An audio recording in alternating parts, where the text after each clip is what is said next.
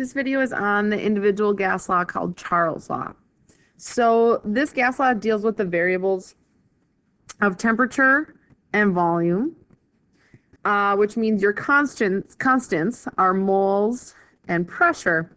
So one thing you need to be aware of in this is that the temperature needs to be in Kelvin.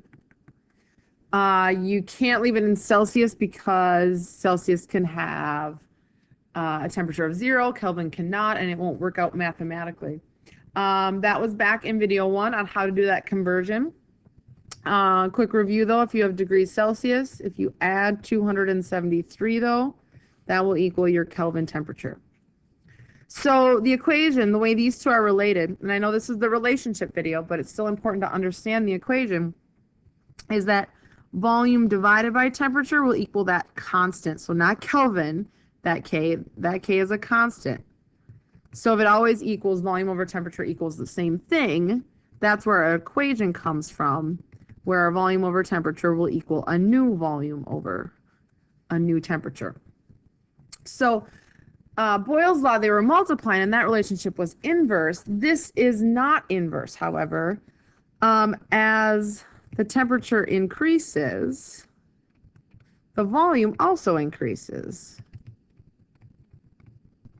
So we could also write this like as the temperature goes up, like with arrows, the volume goes up, or as the temperature goes down, the volume goes down. So this type of relationship is called direct, meaning like they do the same thing. As one does something increase or decrease, the other does the same. All right, so let's look at an example with this. So a sample of gas occupies 230 milliliters. So there's a volume. At 15 degrees Celsius, there's a temperature, and 750 torr. So that's a pressure. What volume will the gas have at 20 degrees Celsius, so our new temperature, and 750 torr, and our new pressure? So what we can ignore in this case is pressure, because it's the same, right? It's a constant, so we don't have to worry about that. So just like in the Boyle's law problem, let's set up a little table for our variables so we can list what we know. So our volume is 230 milliliters to start, and the temperature for that volume is 15 degrees Celsius. But remember, we have to convert that to Kelvin.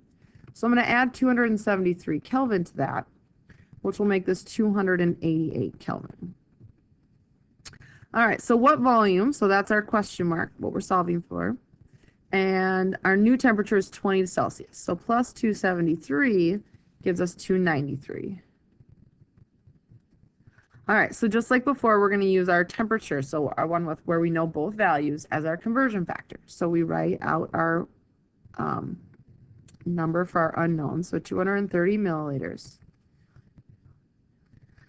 And now I look at the relationship. So the temperature goes up. And this is direct, so that means the volume is going to do the same. So the volume is going to go up, so it's going to increase. So we need to make 230 turn into a bigger number, a bigger value. And the only way to do that is to take our 293, our larger value, on top, and put our smaller value on bottom. All right, so our Kelvin will divide out. And when we type this in our calculator with 3 sig digs, it is 234 milliliters for our answer, which did go up, just like we said it needed to.